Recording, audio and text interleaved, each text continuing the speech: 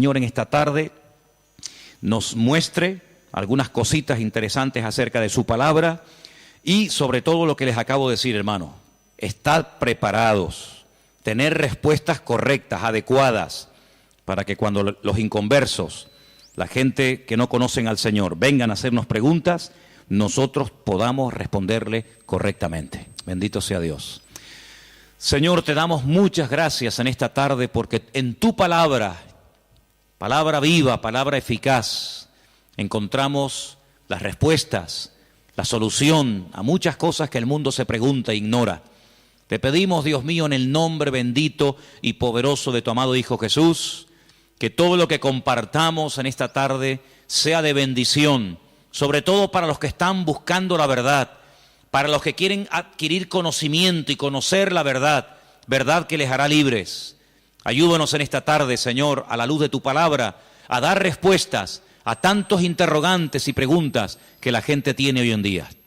Nos ponemos en tus manos y pedimos que nos des luz y claridad en tu palabra, para que podamos, Dios mío, creer adecuadamente, estar firmes en la fe, sin titubear, sabiendo en quién hemos creído. Ponemos este tiempo de estudio en tu palabra, en el nombre bendito de Jesús. Amén. Y amén, bendito sea el Señor. Hermanos, quiero llevarles a 4 textos para comenzar. Y el primero va a estar en Jueces capítulo 11. Nos vamos a lo que llamamos Antiguo Testamento, al capítulo 11 del libro de los Jueces. Y vamos a leer concretamente el versículo 40. Jueces, repito, capítulo 11, versículo 40. Y dice la palabra del Señor lo siguiente, presten atención a lo que dice ahí nuestro Dios. Jueces 11:40. Y se hizo costumbre en Israel que de año en año fuesen las doncellas de Israel a endechar a la hija de Jefté, Gaaladita, 4 días en el año. Fíjense la palabra costumbre. Se hizo costumbre, no era costumbre hasta ese tiempo. Antes nadie se iba 4 días por el campo, por el monte, a llorar, a endechar a la hija de nadie. Pero ocurrió algo, ustedes conocen que Jefté hizo un juramento que fue una auténtica locura, y fue la de presentar a su hija en sacrificio al Señor. Y entonces dice la palabra de Dios que a partir de ese día se convirtió en una costumbre en Israel que las jóvenes, que las chicas se fueran por los campos llorando, endechando, lamentándose de lo que le había ocurrido a la hija de Jefté. ¿Era un mandamiento bíblico? ¿Era algo que Moisés enseñó al pueblo de Israel en el desierto? No. Sino que se hizo costumbre. Empezaron un año y otro año, una generación y otra generación, hasta que aquello se convirtió en una costumbre. Y quiero en esta tarde que ustedes se den cuenta de que una cosa es la costumbre, la cultura, las tradiciones, y otra cosa muy diferente es lo que manda y ordena el Señor en su palabra. A nosotros nos tiene que dirigir la palabra de Dios, no las costumbres de las naciones. No es que esta costumbre, esta tradición lleva 500 años celebrándose en mi país o donde sea. Bueno, los años que se llevan celebrando las costumbres, cualquiera que sean, no le dan credibilidad a la costumbre. Durante muchos siglos era normal salir a una plaza pública y torturar o quemar a una persona, y todo el mundo iba como si fuera un espectáculo público, ¿verdad? Porque era la costumbre de la época. Bueno, pero eso no significa que como era la costumbre, pues está bien. Cuidado, la palabra costumbre, hábito, aparece desde un punto de vista positivo y desde un punto de vista negativo. Por ejemplo, la Escritura dice en el Evangelio según San Lucas que el Señor Jesucristo, conforme a su costumbre, iba el sábado a la sinagoga. Bueno, pero es que hay costumbres buenas, ¿sí? Y hay costumbres malas. En este caso era una costumbre que no tiene nada que ver con la palabra, pero como ya la gente lo hacía, pues el otro lo hacía y el otro lo hacía, y yo creo que ya después de años ni la gente sabía realmente el origen de esa costumbre, pero ya como que formaba parte de la cultura de la época. Quédense con ese detalle. Nos vamos al libro de Isaías, capítulo 2. Libro de Isaías, capítulo 2, versículo 6. Y dice lo siguiente, un texto, por cierto, muy interesante. Isaías 2, versículo 6. Ciertamente tú has dejado tu pueblo, la casa de Jacob, porque están llenos de costumbres traídas del oriente y de agoreros, como los filisteos que pactan con hijos de extranjeros. Uno de los reproches que el profeta Isaías lanzaba en la época en la que él le tocó servir al Señor en su ministerio es que ustedes se han llenado de costumbres que no son costumbres con una base bíblica, no son costumbres basados en un mandamiento de la Escritura, sino en costumbres, como dice aquí, importadas, traídas de Oriente, que no tienen nada que ver con ustedes. Por ejemplo, aquí en España, país en el que vivimos, pues se ha metido con una fuerza tremenda una fiesta, que era una costumbre de pueblos paganos, dicho sea de paso, que se ha celebrado hace poco, la famosa fiesta de Halloween, y tú estudias la historia de nuestros pueblos, aquí hay hermanos de otros países de Latinoamérica, y Halloween no tiene absolutamente nada que ver con la cultura latina, absolutamente. Halloween no tiene nada que ver ni con Argentina, ni Uruguay, ni Venezuela, ni Cuba, ni España, son costumbres importadas. Costumbres que no tienen nada que ver con nuestra cultura, pero a base de repetirlas y practicarlas un año y otro año, como que ya forman parte de una de las muchas fiestas que hay a lo largo del año. Eso precisamente es lo que dice el profeta Isaías en su época. Ustedes han abierto la puerta y se han llenado de costumbres traídas de Oriente, que no tienen nada que ver con ustedes. Y dicho sea de paso, la mayoría de esas costumbres traídas de Oriente eran costumbres paganas, costumbres que no tenían absolutamente nada que ver con la palabra del Señor. Vamos a avanzar. Libro de Jeremías, capítulo 10. Jeremías, el capítulo 10, leemos lo siguiente, versículo 3. Jeremías 10, versículo 3. Miren qué texto tan interesante. Porque las costumbres de los pueblos son, ¿qué dice ahí? Vanidad. Vanidad de vanidades, decía el predicador. Las costumbres de los pueblos son vanidad. Y ahora habla acerca de la idolatría, que era una de las costumbres, no del pueblo de Dios, sino de los pueblos paganos. Ahí la palabra pueblos es la palabra goyim. La palabra goyim significa naciones. Cuando se habla de Israel, se menciona Israel, para que no haya género de duda. Pero cuando se habla de naciones paganas, naciones extranjeras, naciones, digamos, no adoradoras del Dios vivo y verdadero, se les llama goyim, se les llama naciones. Y en este caso dice, las costumbres de esas naciones, de esos pueblos, son todas absolutamente vanidades. Quédense con eso. Vamos a leer un versículo en Ezequiel, profeta Ezequiel, un libro que no sé por qué no se suele leer mucho, pero tiene textos y historias muy interesantes. En el capítulo 11 de Ezequiel, el capítulo 12, dice así: sabréis que yo soy el Señor, porque no habéis andado en mis estatutos, ni habéis obedecido mis decretos, sino que según las costumbres de las naciones que os rodean, habéis hecho. Las costumbres de las naciones que les rodean, esas son las que ustedes están practicando. No los estatutos, ni decretos, ni fiestas, ni celebraciones que nuestro Dios ha ordenado en su palabra, sino que todo lo contrario. Hay momentos, ustedes seguramente han leído esos pasajes, donde los profetas, tratando de convencer, de sacudir al pueblo de Israel, les decían: a ver, vamos a ver, díganme ustedes un pueblo, una nación que haya cambiado sus dioses, que hayan dejado sus idolatrías por nuestro Dios. Ninguno, ninguno. Los egipcios, mira que vieron milagros los egipcios, porque las famosas 10 plagas de Egipto eran milagros, eran demostraciones del poder de Dios, ¿sí o no? Totalmente. Dejaron los egipcios al convencerse de que sus dioses no servían para nada, que hicieron el ridículo.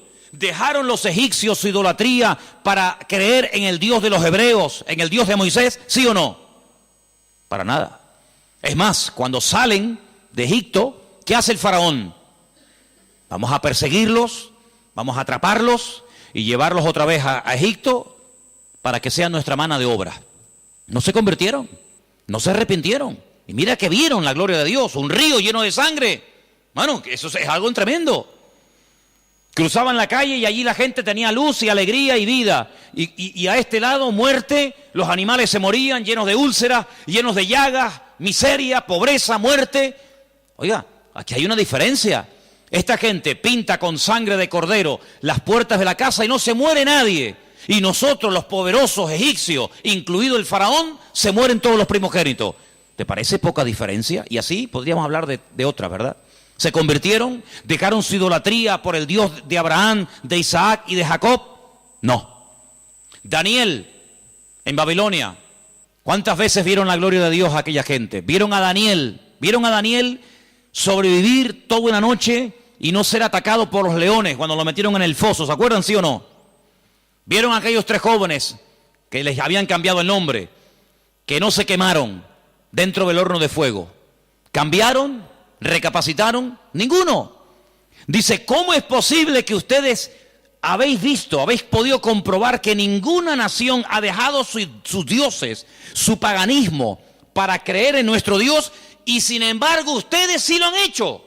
Dejaron al Dios vivo y verdadero para adorar a Moloch, a Milcón, a Astaroth, a Acera, a Baal. ¿Cómo puede ser eso? Pues eso fue lo que pasó.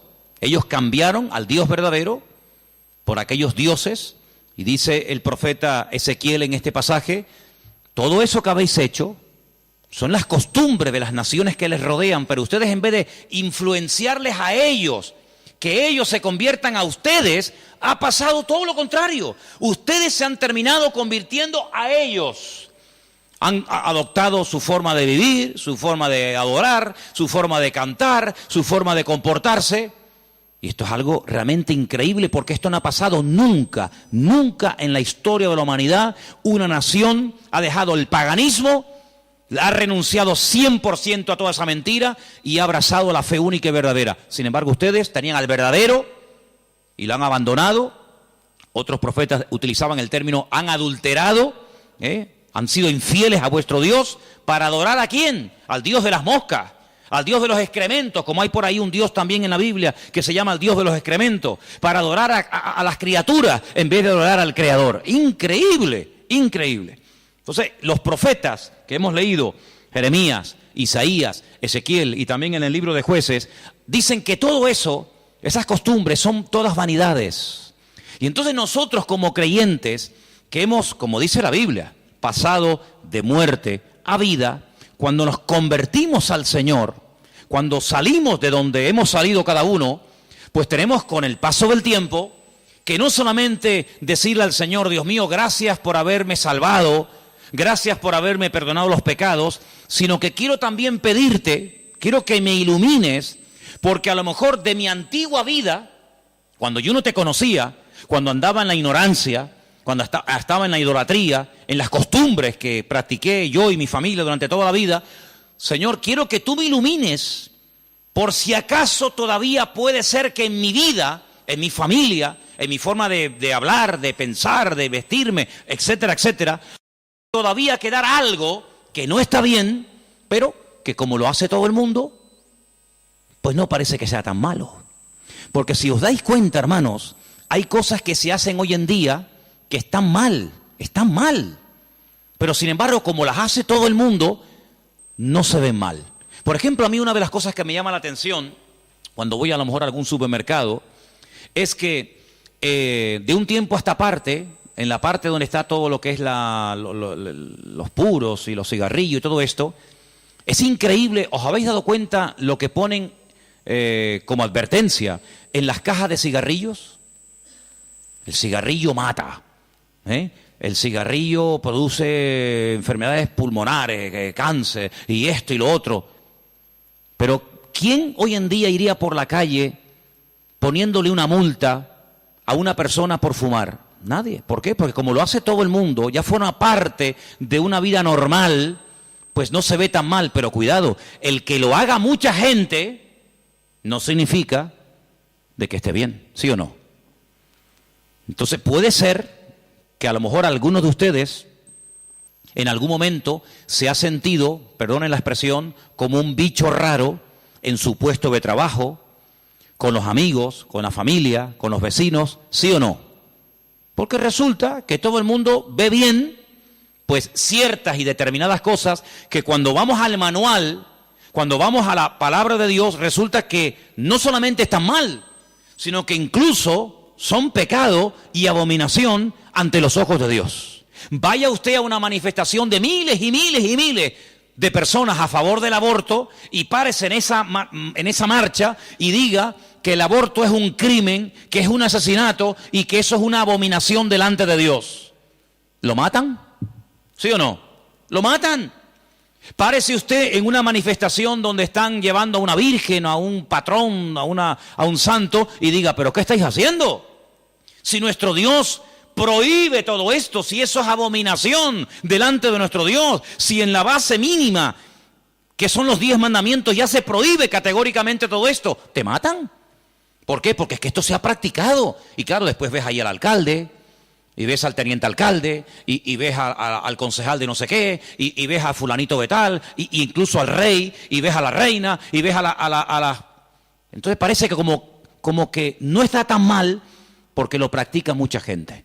Y quiero decirte, querido hermano, que en algún momento de tu vida puede ser que tú te sientas como que vas contracorriente, como que la gente como que no te entiende y como que tú estás en otra frecuencia, en otra onda, y es como algo imposible de que lleguen a un entendimiento. Pero al fin y al cabo yo pregunto, hermanos, ¿nosotros a quién tenemos que agradar?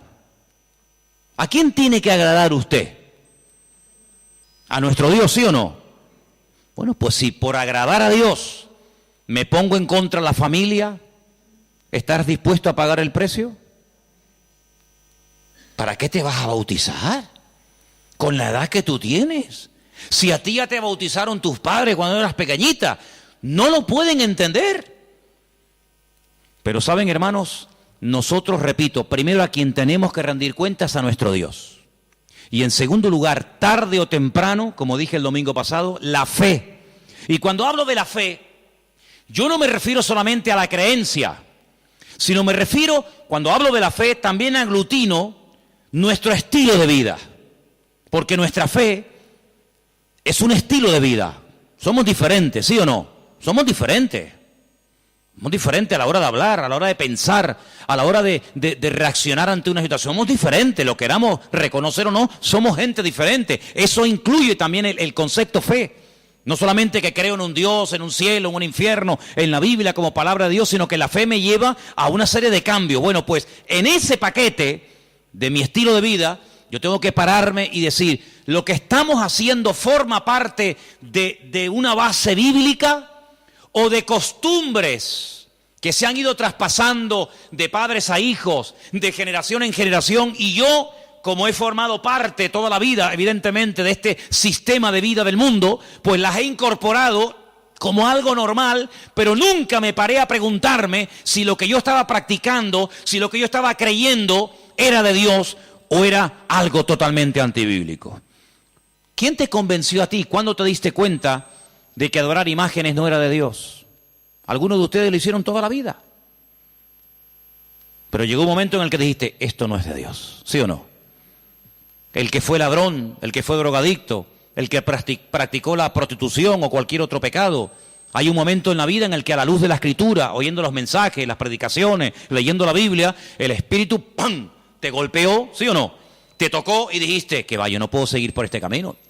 Y cuanto más profundices en la Biblia, cuanto más profundices en la palabra, te das cuenta de que uno tiene que cambiar en todo, en todo. Forma de hablar, a veces, ¿por qué no decirlo?, hasta en la forma de vestir, ¿sí o no? Hombre, vamos a ver, Si, por ejemplo, una chica que está ejerciendo la prostitución esta tarde se convirtiera al Señor, seguramente la forma como esa chica se viste, que está diseñada para seducir, para atraer, para llamar la atención, pues cuando esa chica se convierta al Señor, lo más probable es que el Espíritu le ponga en su corazón que la forma como viste, pues es una forma que tiene una finalidad, pero que esa finalidad en absoluto la tengo que llevar a cabo en un culto. Por lo tanto, seguramente en un momento determinado el Señor le pondrá en su corazón, oye, vístete un poco más decentemente, más ¿sí o no? Seguramente que sí. Y el que toda la vida ha estado robando o toda la vida ha estado haciendo daño, seguro que el Espíritu le va a hablar en ese área de su vida. Pero luego hay otras cosas, como hemos leído, costumbres, que como que no las vemos tan mal. Y hemos visto a la luz de la palabra de Dios, solamente les di 4 textos, están ahí grabados por si los quieren después volver a leer, 4 versículos donde tenemos que analizar y preguntarnos las costumbres, no los mandamientos, las costumbres que estamos llevando a cabo son bíblicas, son de Dios. Y ahora vamos a pasar al tema que la gente nos pregunta mucho por internet. ¿Qué opinan ustedes acerca de estas fiestas navideñas? ¿Puede un cristiano? ¿No puede un cristiano? ¿Está bien esto? ¿Está bien aquello? Bueno, lo primero que tenemos que partir de la base es la siguiente. Nadie, absolutamente nadie, desde que el cristianismo o desde que Cristo vino a este mundo, y mira que lo han intentado, nadie sabe exactamente el día en el que nació el Señor Jesucristo. Nadie. A lo largo de la historia se ha especulado, incluso si ustedes se meten a estudiar este tema, incluso algunos llegaron a predicar y a enseñar en sus respectivos congregaciones o ministerios que Jesús nació entre marzo y abril. Otros entre septiembre y octubre. Y así diferentes opiniones. Por lo tanto, partimos de la base de que, lógicamente, el Nuevo Testamento, porque el Antiguo no te lo va a decir, porque no había nacido, el Nuevo Testamento en ninguna parte te dice exactamente el día en el que el Señor Jesucristo nació. Nadie sabe absolutamente nada. Sí sabemos que murió en una época en la que los judíos estaban celebrando una fiesta llamada la Pascua. Sí sabemos que hay una fiesta que nosotros la conocemos como Pentecostés, que su nombre original es Shavuot, la fiesta de las semanas, que el Señor la utilizó para que en esos días, en ese día concretamente, pues aquel grupo que había en aquella casa fueran llenos del Espíritu Santo. Eso sí lo sabemos. También podemos saber con exactitud que el Señor Jesucristo, la noche que fue entregado y en ese lapsus de entre una hora y otra, y fue a ser crucificado, se estaba celebrando la fiesta de los panes sin levaduras, que se unía a la de la Pascua. Todo eso está clarísimo. Y sabemos pues cuándo hay que celebrar la fiesta de la Pascua y la fiesta de Pentecostés y la fiesta de los tabernáculos. Todo eso lo sabemos porque está estipulado en la Biblia y te dice, contarás desde tal día a tal día, tanta semana. ¡Pum! Y eso es matemático. Pero en cuanto al nacimiento de Cristo, la Biblia no nos da ninguna información exacta de cuándo nació. ¿Por qué? Porque en nuestra concepción, entre comillas, cristiana, cometemos un gravísimo error. Y es que Jesucristo nació en un contexto judío, no en un contexto cristiano. Jesús nunca fue a ninguna iglesia evangélica, él toda la vida fue a sinagogas. Jesús nunca practicó costumbres cristianas. Las costumbres que él practicó, y su padre, y su madre, y sus antepasados, eran costumbres judías, ¿verdad? Por lo tanto, para nosotros se comienza a contar desde el nacimiento del niño, y dice, bueno, el niño nació el 2 de octubre. Pues al año que viene, el día 2 de octubre, el niño cumple un añito. ¿Sí o no? En la mentalidad judía no se cuenta el tiempo así. En la mentalidad judía, en el momento en el que la mujer sabe que está embarazada, en el que la mujer sabe perfectamente que sí o sí está embarazada, ahí se empieza a contar. No a partir del nacimiento a los 9 meses, ¿me entendéis? Por lo tanto, ya empezamos mal. Es como, por ejemplo, cuando nosotros decimos, bueno, ahora mismo aquí en Tenerife tenemos las 8 en punto de la noche. A las 12:01 será día viernes. Eso según nuestro calendario, según nuestra cultura. según la Biblia, ya es viernes. ¿Por qué? Porque en cuanto cae el sol y ya se puede ver, aunque sea una sola estrella en el firmamento, automáticamente ya estamos al día siguiente. Entonces dice, entonces todo es al revés. Bueno, hay que saber estas cosas. Nuestro calendario gregoriano, inventado, mandado a hacer por un papa, tiene 365 días. El calendario bíblico tiene 360 días. Otro dato a tener en cuenta. ¿Qué te parece? Y así podríamos contar cantidad de detalles que cuando uno va a la palabra, uno tiene que conocerlos. Porque si no ya estás partiendo equivocadamente. Y entonces decimos, el nacimiento del niño marca el momento de su nacimiento y de su próximo cumpleaños. Te vuelvo a repetir, la vida en la cultura judía, en la cultura hebrea, se cuenta a partir de la concepción, no a partir del nacimiento. Ahora bien, tengo aquí algunos datos que les voy a leer en esta tarde, que son muy interesantes, pero primeramente quiero decir lo siguiente. No sabemos la fecha exacta del nacimiento de Cristo. No hay ni un solo ejemplo, ni uno solo. Si alguien sabe de alguno, por favor que lo diga ahora, o calle para siempre. No hay ni un solo ejemplo en el Nuevo Testamento de nadie que haya practicado el nacimiento de Cristo, que haya celebrado, mejor dicho, el nacimiento de Jesús. La única fiesta que nos obligó el Señor a recordar frecuentemente fue, dice, haced esto, háganlo en memoria de mí. Y cada vez que comáis este pan y cada vez que bebáis de esta copa, mi muerte estáis anunciando hasta que yo vuelva. Es una orden. Yo sé que hay movimientos cristianos o evangélicos que no practican esto de tomar pan y vino asiduamente, porque dicen que es algo simbólico. Bueno, yo solamente lo digo con todo mi respeto, no saben lo que se pierden. Y es una interpretación incorrecta. Yo creo que es bíblico y estamos todos de acuerdo, ¿sí o no? Que hay que partir el pan y el vino. Hombre, hay iglesias que lo hacen todos los domingos. Elena, por ejemplo, se crió en una iglesia que todos los domingos, sí o sí, todos los domingos a la mañana, se llama culto de comunión. Por eso, porque se da la comunión. Hay iglesias que lo hacen una vez al mes, otras iglesias una vez al año, etcétera, etcétera. Pero que hay que hacerlo, hay que hacerlo.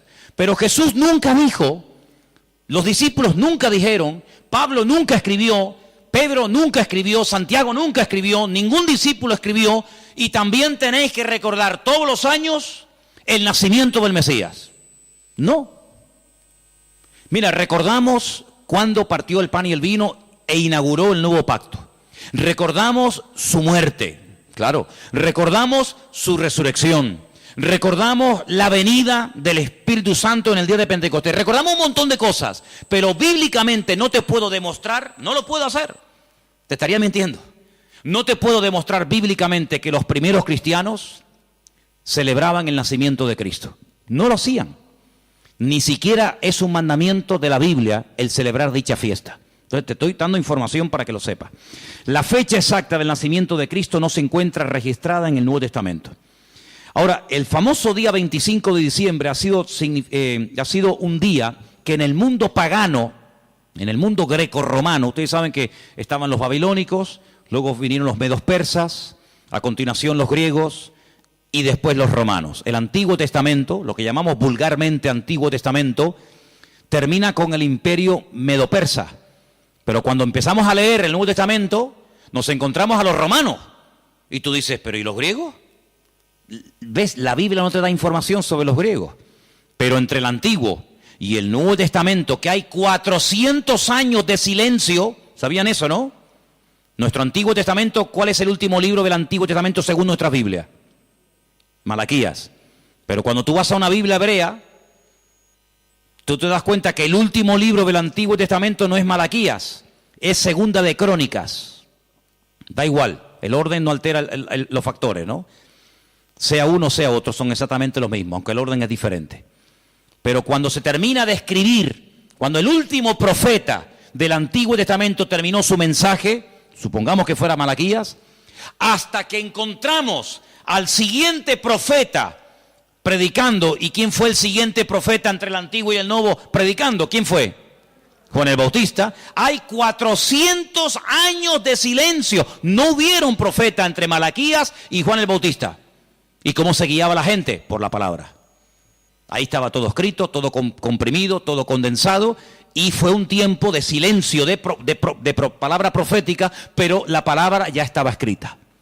Luego la gente querían palabra, vayan a la palabra, valga la redundancia, vayan a la escritura y ahí encuentran todo. Bien. Entonces, cuando vamos a estudiar la palabra de Dios, nos encontramos que ese imperio que no aparece en el Antiguo Testamento, que son los griegos, que aparece en esos famosos libros que yo he recomendado muchas veces que lean, Primera y Segunda de Macabeos, que son la familia de los Macab, que significa martillo en hebreo. Los macabeos son los que martillaban, los que machacaban. Y en estos días en Israel, se está celebrando una fiesta que no tiene una base, vamos a decir, bíblica, sino es un mandamiento bíblico el cumplirla, vaya, pero que es una fiesta que en estos días ya se está celebrando, y les voy a demostrar que Cristo la celebraba, aunque no era mandamiento, Él la celebraba, y es una fiesta que se llama la fiesta de Hanukkah. Y por eso ustedes cuando van a Israel van a encontrar que hay dos modelos de candelabro diferentes. Está el famoso menorá, que tiene 7 brazos, y después se encuentran la Hanukkía. Menorá es el de 7, Hanukkía es el de 9. Y tú dices, ¿qué diferencia hay entre uno de 7 y uno de 9? Bueno, te lo voy a decir. El candelabro de 7, la menorá, era el que se utilizaba primeramente en el tabernáculo y después en el templo, pues para iluminar. No había luz eléctrica, no había un interruptor y se encendía la luz, sino que se ponía aceite, ¿verdad? Se iluminaba para que el sacerdote pudiera moverse y pudiera ministrar en el templo, ¿verdad? Ya dimos en su día una explicación de que el primer versículo, quédense con este dato, el primer versículo de los primeros 5 libros de la Biblia, Génesis 1.1, Éxodo 1.1, Números 1.1, Levítico 1.1 y Deuteronomio 1.1, nos explican todo lo que tiene el menorá. ¿Cuántas palabras tiene en hebreo el primer versículo de Génesis?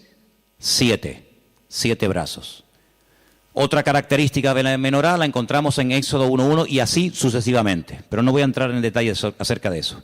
Pero en la época de los seleucidas, en la época de los griegos, déjeme que les cuente algo de historia, que es bueno saberlo. Cuando Alejandro Magno muere, dicen que era homosexual, no dejó descendencia. Es el único imperio que pervive después de la muerte del emperador, pero no en sus hijos, sino en sus generales. Por eso Daniel, cuando está en Babilonia, dice que él vio a un leopardo con 4 cabezas.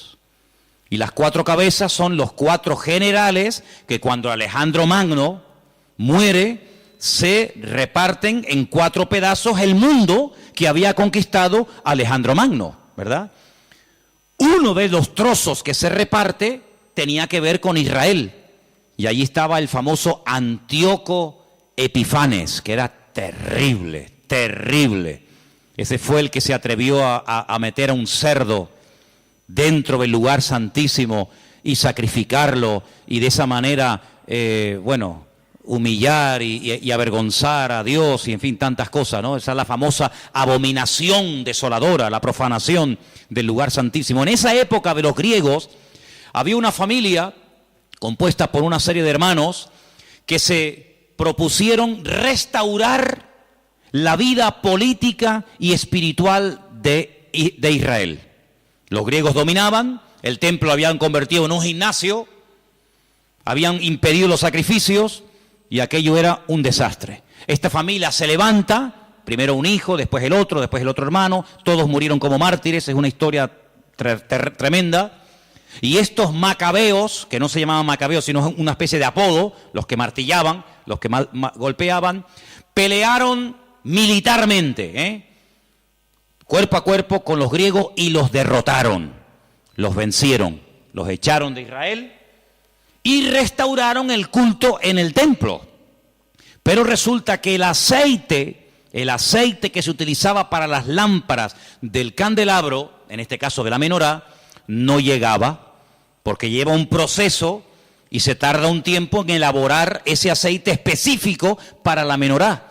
Había muy poco aceite. ¿Qué ocurrió? Oraron al Señor y el Señor hizo que la poca aceite que quedaba durara milagrosamente más tiempo de lo que habitualmente duraba. A partir de ese momento, para recordar el milagro de que el Señor permitió que el aceite durara más tiempo de lo habitual, se comenzó a celebrar la fiesta de la Hanukkah, la fiesta de las luces, la reinauguración del templo. Entonces, en esta época del año, para recordar ese milagro, se enciende con la vela del centro, cada día una vela diferente, hasta llegar a 9 velas, porque ese fue el tiempo que duró el aceite. Y eso es lo que significa la fiesta de Hanukkah. Ahora ustedes pueden ver, dice, y Jesús subió al templo a la fiesta de la dedicación del templo. Y tú dices, ¿qué fiesta es esa?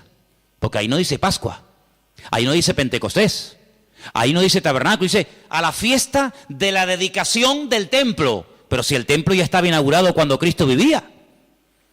Pero era la fiesta en la que se recordaba la reinauguración del templo cuando los macabeos derrotaron a los seleucidas, a los griegos, y entonces esa era la fiesta de Hanukkah que Cristo la celebraba, Juan capítulo 10. Entonces Cristo, que sabía la historia de esa fiesta, dice, yo soy la luz del mundo. Y la gente sabía lo que estaba diciendo, porque así como aceite, esta luz se enciende, yo soy ahora la luz del mundo. Y posteriormente a sus discípulos le dice, y ahora también vosotros sois la luz del mundo. Y todo está basado en algo que pasó en aquel tiempo. Entonces, cuando vamos al Nuevo Testamento, nos encontramos que nos dice la Biblia quién gobernaba en el Imperio Romano en el tiempo del nacimiento de Cristo. Pero cuando se hace el calendario gregoriano o cristiano, vaya, el que tenemos ahora mismo nosotros, se cometió una gravísima equivocación. Algunos calculan que del verdadero calendario bíblico al que usamos actualmente puede haber una diferencia entre 4 y 6 años. Es decir, que en vez de estar ahora en el 2015, estaríamos ahora 4 años o 6 años más de lo que estamos. Y eso es bueno saberlo, porque la Biblia nos da datos acerca de lo que va a ocurrir en cada tiempo, y por eso estamos viendo profecías cumplidas nosotros en este momento, que tú dices, pero no me encaja el tiempo. Claro, no te encaja el tiempo si te llevas por el 2015, pero si te llevas por el calendario bíblico, te encaja todo de una forma maravillosa, porque Dios no se mueve con el calendario inventado por don Gregorio, sino Él se mueve por el calendario inventado y creado y dado por Él en su bendita palabra. ¿Cuántos dicen amén? Entonces, sigo leyendo esto que está muy interesante. La historia de la Navidad parece tener los primeros antecedentes entre el 320 y 353 después de Cristo. Es decir, que hasta el 350 y pico después de Cristo, ningún cristiano, ninguna iglesia practicaba o celebraba lo que vulgarmente llamamos la Navidad. Durante más de 300 y pico de años, esto no existía. ¿Qué te parece? Yo dije un día que si ustedes quieren ver la transformación terrible que experimentó el cristianismo, tienen que leer detenidamente lo que pasó en el Concilio de Nicea. Ahí en Google, se meten, Concilio de Nicea, estudien, lean lo que allí pasó. El cristianismo del 300 para atrás era diferente al cristianismo que se vive hoy en día del 300 y pico hasta nosotros. Todo cambió, hermanos, todo cambió. Entonces fue en esa época, en ese tercer siglo, cuando se comenzó a decir que Cristo había nacido el 25 de diciembre. ¿Por qué? Porque era la fiesta, era el día más pagano del año. Se celebraba el culto al dios Saturno, y el dios Saturno era el dios de las cosechas. Y era un día de celebración, pero de celebración pagana, de sacrificios en agradecimiento al dios Saturno. era el solsticio de invierno en el hemisferio norte, y ahí dijo alguien, bueno, vamos a utilizar el día más pagano del año cuando se adora al sol, vamos a utilizarlo y lo vamos a cristianizar para que de esa manera también nosotros los cristianos formemos parte de la festividad y de la alegría a nivel mundial. Desde finales del siglo IV, el cristianismo, finales del siglo IV, el cristianismo comienza con la famosa tradición de la Navidad, y el Papa Julio I dijo que Jesús había nacido el 25 de diciembre. ¿De dónde lo sacó? De ninguna parte, se lo inventó, porque la Biblia no dice que Jesús nació el 25 de diciembre, pero él, como era el Papa, cualquiera le llevaba la contraria. Era el día en el que se celebraba, como acabo de decir, el solsticio de invierno en la antigüedad, y era el día en el que las costumbres y las tradiciones heredadas, las costumbres y mitos y leyendas más aberrantes se llevaba a cabo, y entonces se utilizó para que la gente supiera que también Cristo había nacido en esa época, y de alguna manera pues utilizar el paganismo, utilizar las festividades, pues para decir, bueno, Cristo también nació en esta época, ¿no? En el año 540, un monje llamado Dionisio, cuyo apodo era el Exiguo, en el cálculo de las fechas propició la fijación de una fecha errónea en cuanto al nacimiento de Cristo. El error incluso hasta en el año, porque se cree que Jesús nació 4 o 6 años antes de lo que realmente esta gente decía. El tema de las fechas, ya hemos dicho, es algo muy controvertido, pero al final se llegó a la conclusión de que Cristo había nacido en esa época, y los cristianos comenzaron a practicarlo como parte de la cultura o de la tradición. Hay muchos relatos en los que cuenta la historia que miles y miles de cristianos se dejaron matar, quemar, crucificar y torturar hasta la muerte porque se negaban a celebrar la famosa Navidad el 25 de diciembre. Así que hermanos nuestros en la fe han muerto quemados, torturados y crucificados por negarse a formar parte de una fecha inventada, creada por el hombre, rodeada de paganismo, donde una de las costumbres que había era sacrificar toros, sacrificar animales, cortarle los testículos a estos animales y colgarlos en los árboles. De ahí viene la famosa costumbre de colgar bolitas en los árboles, de la costumbre pagana de aquellos degenerados griegos y romanos que hacían este tipo de ofrendas y de sacrificios a sus dioses, y de ahí pasó. Luego se prendía fuego al árbol, pero claro, prender fuego al árbol, pues es en una casa particular, es una temeridad, y entonces a alguien con el paso del tiempo se le ocurrió ponerle un montón de luces para que represente aquel fuego, que evidentemente no se puede hacer hoy en día por sentido común, pero entre las bolitas y el fuego que se pone, las luces que se pone, pues es lo más parecido a aquellas bolitas que se ponían colgadas en los árboles, y al mismo tiempo las luces representan el fuego, que por cuestiones obvias no se pueden poner hoy en día. Así que Jesús no nació el 25 de diciembre, pero escuchen esto porque es muy interesante. La explicación más consistente de los historiadores es que el origen de la Navidad se tomó entre el siglo III y IV, ya lo hemos dicho, ¿verdad? El porqué de la elección de esta fecha, bueno, se relaciona con la necesidad de la reciente oficializada religión cristiana de imponerse sobre las tradiciones de los cultos paganos romanos. En aquel tiempo el mundo estaba dominado por el Imperio Romano. Se adoraba a Saturno, como el Imperio Romano a través del emperador Constantino supuestamente se había convertido. Dejemos de celebrar en el 25 de diciembre la fiesta a Saturno, pero claro, ahora está todo el mundo acostumbrado a practicar el 25 de diciembre a Saturno. ¿Y ahora qué hacemos? Ahora somos cristianos. Bueno, pues sigamos celebrándole igual, pero a Saturno ya no podemos, somos cristianos. Bueno, a Saturno no, a Cristo. El mismo perro, pero con distinto collar.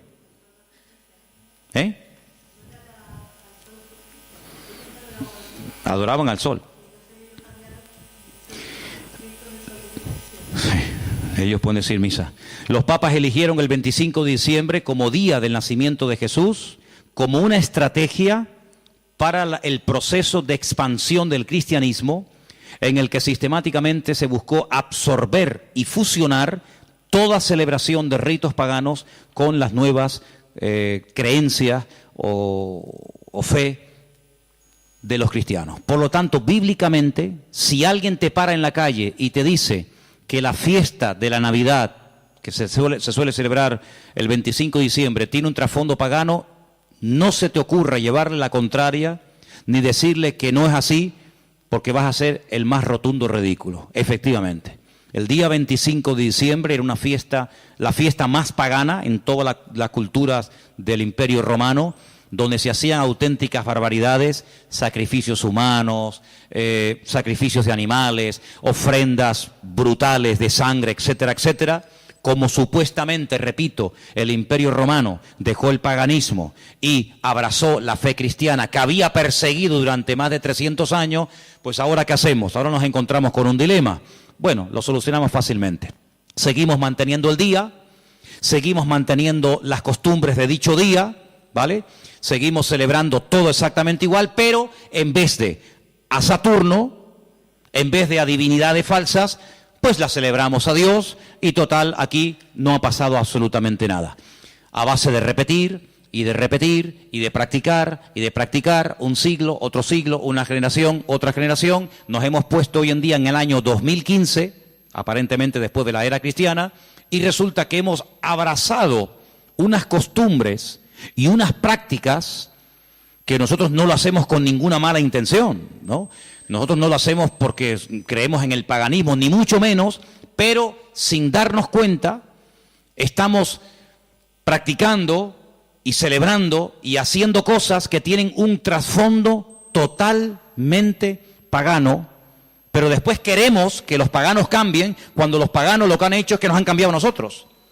Y se han metido en nuestras casas, y se han metido en nuestras costumbres, y se han metido en nuestro vocabulario, y hemos visto, no de ahora, de hace ya muchos años, que en estos días, que teóricamente, vamos a decir, ha nacido el Señor, que no es así, ya lo hemos demostrado, pero que teóricamente teníamos que celebrar su nacimiento, resulta que se ha convertido en una fiesta, ¿de qué? De despilfarro, de derroche, de negocio, donde después se habla de la famosa cuesta de enero, porque la gente empezó a regalar y a comprar y a regalar y a comprar, a regalar y a comprar cosas que después en enero se arrepienten o no usan o quieren cambiar, y después resulta que ya el año, en vez de empezarlo libre de deudas, ya lo empiezan con más deudas, aparte de las que ya tenían del año anterior.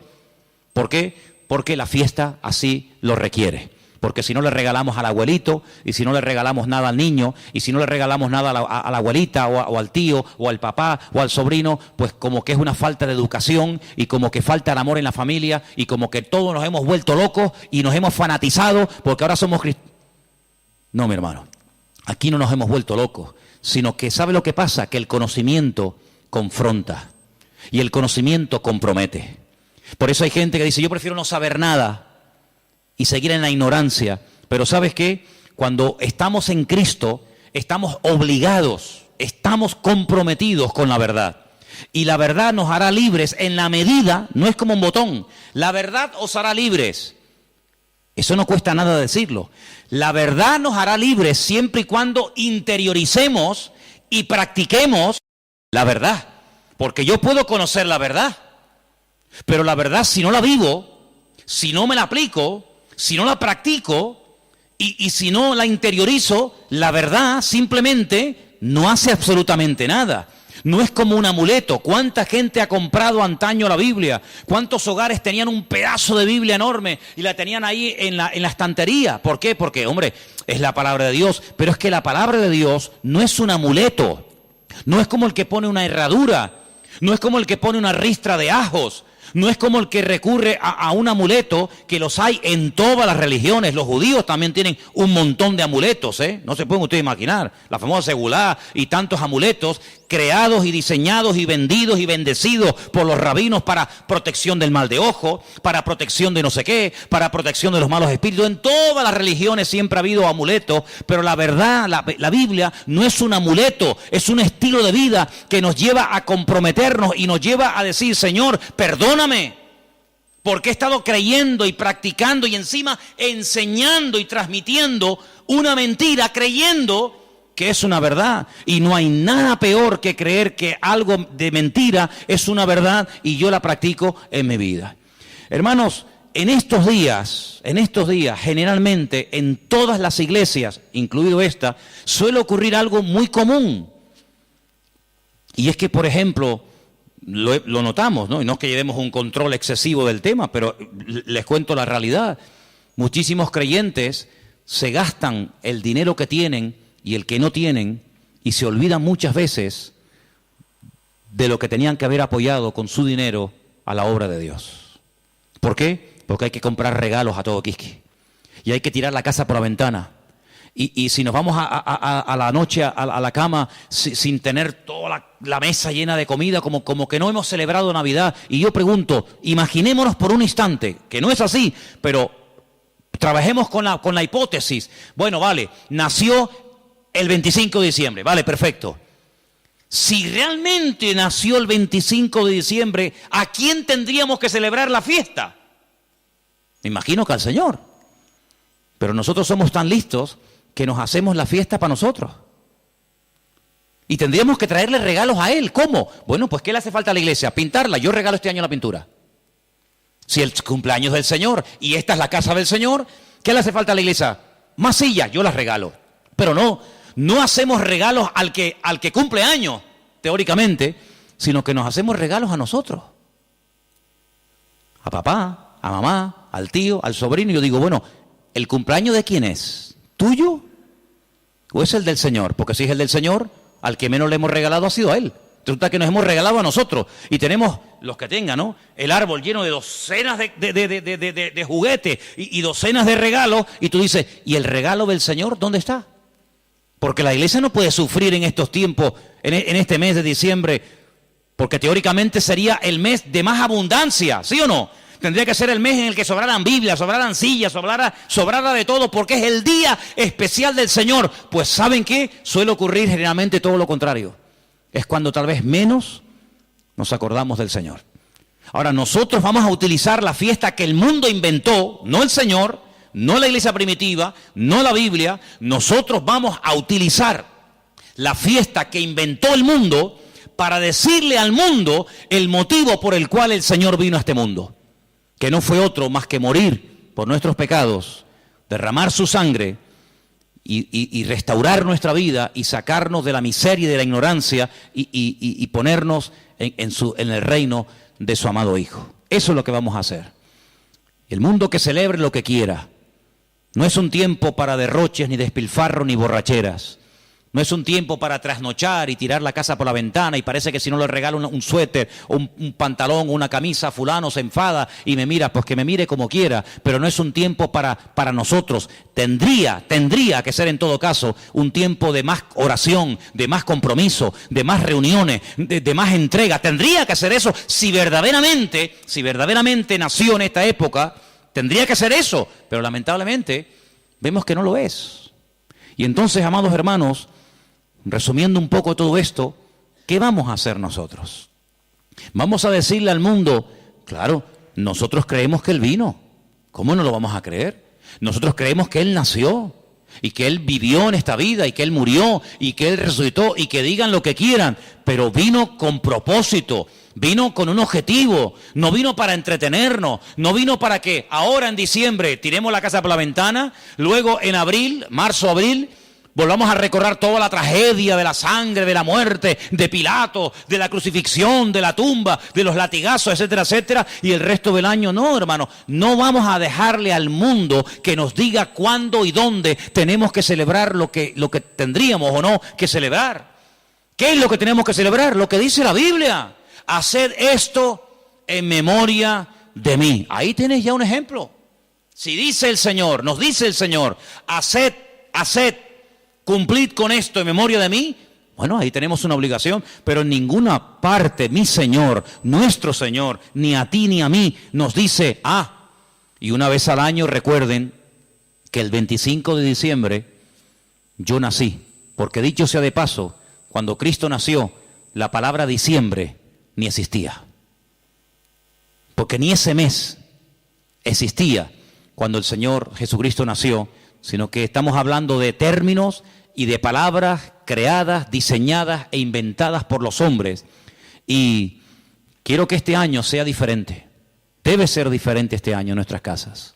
Lo dije hace mucho tiempo, cuando pongamos la mesa y nos juntemos los hermanos, los amigos, los familiares, etcétera, pongan en la mesa un cubierto como si Él estuviera sentado en la mesa con nosotros. Para que cuando venga un inconverso te diga, oye, ¿y ahí no se va a sentar nadie? Sí, ahí está sentado esta noche el Señor con nosotros. ¿Y eso? Sí.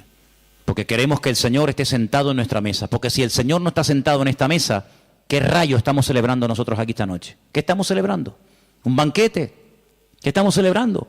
Si el Señor no está sentado en esta mesa, ¿qué hacemos aquí tú y yo? Es una cena normal y corriente como cualquier otra, pero queremos invitar al Señor a nuestra casa. Queremos que coma con nosotros, que viva con nosotros, que duerma con nosotros, que entre con nosotros, que salga con nosotros. Nuestra vida no gira en torno a fiestas, porque nuestra fiesta se llama Cristo. Y nuestra fiesta desde el 1 de enero hasta el 31 de diciembre. ¿Cuántos dicen amén? No tenemos que decir, ay, ahora el nacimiento, ay, ahora la muerte. Todos los días yo recuerdo que Cristo vino a este mundo a morir por mí. ¿Sí o no? Todos los días yo recuerdo que Él murió por mí en la cruz. Todos los días, no solamente el domingo de resurrección, allí en el Parque La Granja. Yo todos los días recuerdo que el Señor resucitó al tercer día. Yo todos los días recuerdo que Él está vivo. No tengo que decir, bueno, ahora esto. Ahora, ¿quién nos marca a nosotros el calendario? Lamentablemente, ¿sabe quién nos marca el calendario? El mundo. El mundo se ha metido en la cultura de tal manera que dice, no, ahora carnavales, ahora Halloween, ahora Semana Santa, ahora la Ascensión de María, ahora el Puente de la Constitución. Y le hemos dejado al mundo que nos organice el tiempo y nos diga incluso cómo tenemos que comportarnos en cada época del año. Claro, nosotros gracias al Señor somos cristianos y muchas de esas cosas ya no las hacemos, pero el que es mundano, el que no es cristiano, dice, carnavales, ¿me tengo que disfrazar? ¿Me tengo que disfrazar? ¿Por qué? Porque el mundo dice que ahora es cuando yo me tengo que hacer de disfrazar y hacer el idiota durante una semana o 15 días, pero luego no, ahora dice, no, ahora viene la cuaresma, ahora viene la resignación, el perdón, la ceniza, no sé qué, no sé cuánto. No, ahora viene la Semana Santa, no, ahora viene no sé qué. Y le hemos dejado al mundo que organice nuestro tiempo y nuestro estilo de vida. Nuestro tiempo y nuestro estilo de vida, ya lo dijo el Señor cómo tiene que ser. Si a alguien le interesa, aquí lo tienen. Señor, ¿qué tengo que celebrar en marzo? Señor, ¿qué tengo que hacer en diciembre? ¿Qué tengo que hacer cada día de la semana? Aquí está el manual. No le dejemos al mundo que nos organice, porque mira, yo me acuerdo que hace años, y termino, en España no se celebraba Halloween. ¿Cuánto tiempo lleva esta fiesta entre nosotros más o menos? ¿Alguien más o menos sabe? 8 años. Bueno, 8 años. Y nosotros ya tenemos una edad. Luego, durante muchos años de nuestra vida, esta fiesta en España no se celebraba. Íbamos a un centro comercial en esta época de noviembre, creo que se celebra esta fiesta terrible. Y no había ninguna calabaza, no había ninguna cosa de terror. ¿Por qué? Porque esta fiesta no se había introducido. Pero mira cómo la metieron. Mira cómo la metieron, amigos. Y el otro día, el Black Friday. Ya nos metieron otra. Y en enero, ahora y el mundo tiene, hermano, lo tiene tan claro, el diablo tiene tan claro los objetivos que dice, mira, a la gente le gusta varias cosas. Comer bien, vestir bien, vivir bien y divertirse. Perfecto. Como no quieren ser guiados por el camino de la palabra, como no quieren ser guiados por el camino de Cristo, sino quieren seguir por el camino del relajo, por el camino del despilfarro, pues yo le voy a dar. Y el diablo le da a la gente lo que quiere. ¿Quieres carnaval? Toma carnaval. Y tú dices, ¿cómo puede ser que un país que ha estado años en crisis llegue la fiesta del carnaval y no haya pagas para gente que no tiene nada y que están en el paro y que no tienen los pobrecitos nada? Y resulta que ayuntamientos den subvenciones de miles y de miles de euros a personas para que tiren la casa por la ventana durante una semana o durante un mes. ¿Cómo es posible? Es que el pueblo quiere eso. El pueblo quiere eso. En el pueblo de Tordesillas, en la provincia de Valladolid, la tradición del toro de la Vega. ¿Quién no ha oído esa barbaridad? cogen un toro bravo, lo sueltan al campo y miles y miles y miles y miles de personas lo rodean, lo pinchan, lo clavan, lo torturan. Cuando ya el animal está reventado que no puede más, llega uno, rácata, le clava una lanza, lo montan en un caballo, lo llevan al pueblo y es el héroe, porque este año ha matado el toro de la Vega. Cuando van allí la gente a protestar en contra de esta fiesta, cuando han ido ecologistas o personas que dicen, oye, pero ¿cómo puede ser esto? Los han sacado del pueblo a patadas, los han apedreado. Y cuando los periodistas pueden acercarse a uno de aquellos fanáticos, ¿saben lo que les dice? Nunca dejaremos de celebrar esta fiesta en nuestro pueblo, porque esta es una tradición que hemos tenido en nuestra tierra de toda la vida. Y es como si la tradición impera por encima de la razón.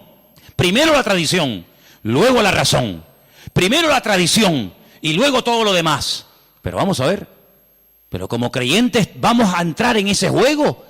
Hermanos, muchos de ustedes cuando entraban al agua y se iban a bañar no se persignaban.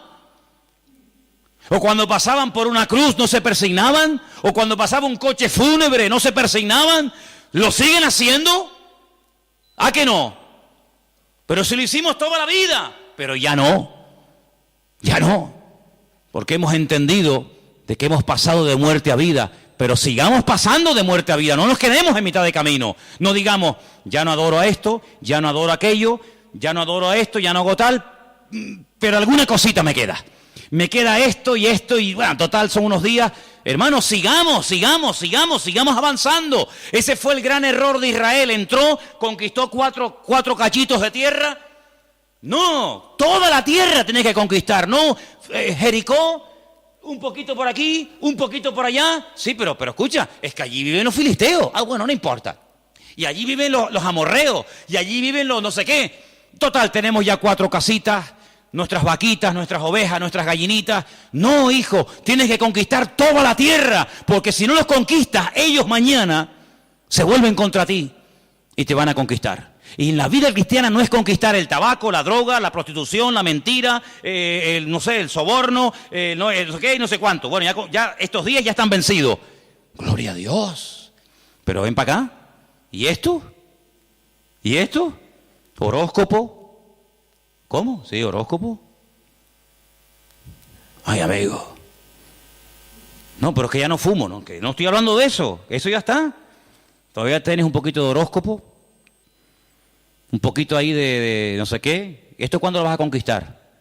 Lo que has conquistado no es excusa para no seguir conquistando lo que te falta. Es más, si has conquistado y superado cosas tremendas, te tienes que agarrar a eso y decir, Señor, como tú me ayudaste a conquistar y a vencer esto, que para mí era algo grande, importante, agárrate a eso y sigue practicando cosas. Porque yo te voy a decir una cosa.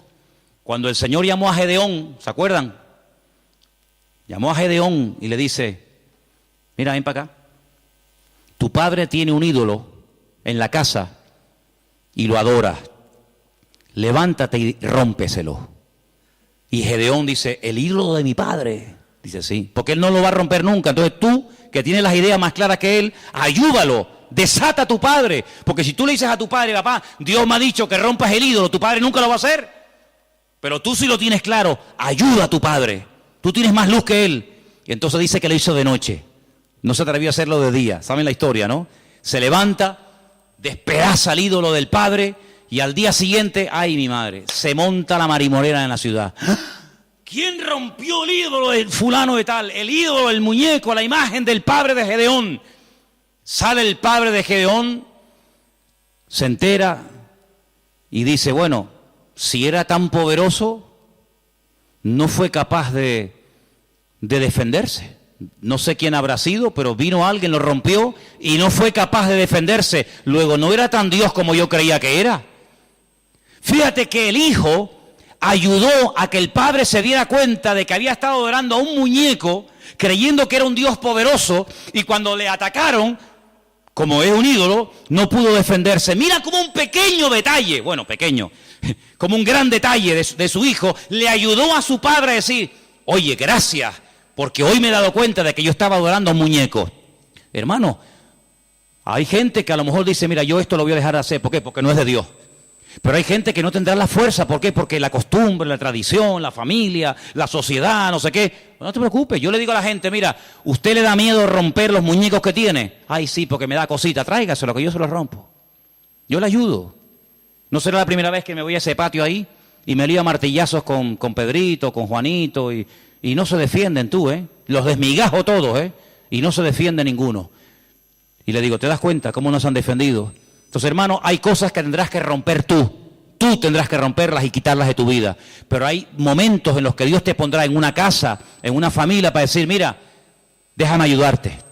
Déjame demostrarte que esto no sirve para nada. Y ahí se van a dar cuenta, con ese acto de fe y de obediencia que tú has ejecutado, se van a dar cuenta de que verdaderamente estaban creyendo en una mentira. Yo les he dado de comer, les he dado información, hagan lo que les dé la gana, como dijo Josué. Hagan lo que quieran, pero yo y mi casa serviremos al Señor. ¿Oramos? ¿Les parece? Venga, oramos. Cierre sus ojos y recuerde lo que ha oído esta noche.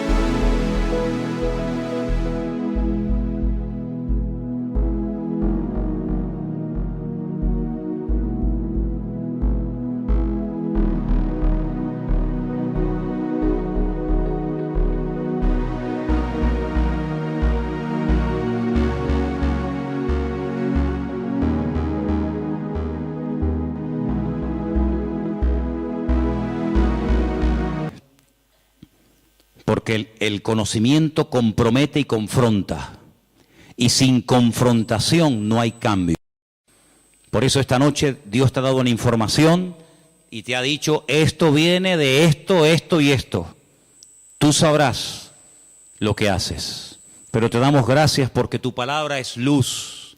Es una lumbrera, es una antorcha que alumbra en medio de las tinieblas, en medio de la oscuridad.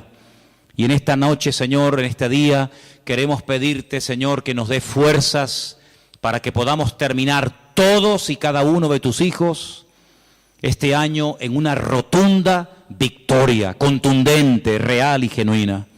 Oramos por todos los hermanos, por todas las personas que a lo largo de la tierra nos están viendo y siguiendo cada semana, culto tras culto. Desde aquí, desde Tenerife, bendecimos a esas miles y miles de personas que nos escriben, que nos ven, que nos oyen.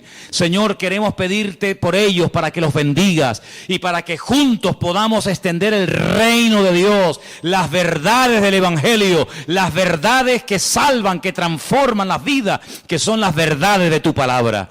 Libéranos de cualquier temor, rompe en nosotros toda atadura a la tradición, a la costumbre, rompe todas esas costumbres paganas que a veces hemos cultivado y hemos practicado durante años sin darnos cuenta lo que hemos estado haciendo, Señor. Que en nuestros hogares, en nuestras vidas, en nuestras congregaciones, Señor, haya libertad, haya verdad. Y gracias te damos porque tu verdad, tu palabra libera, y queremos ser libres de todo engaño, de toda ignorancia, de toda mentira.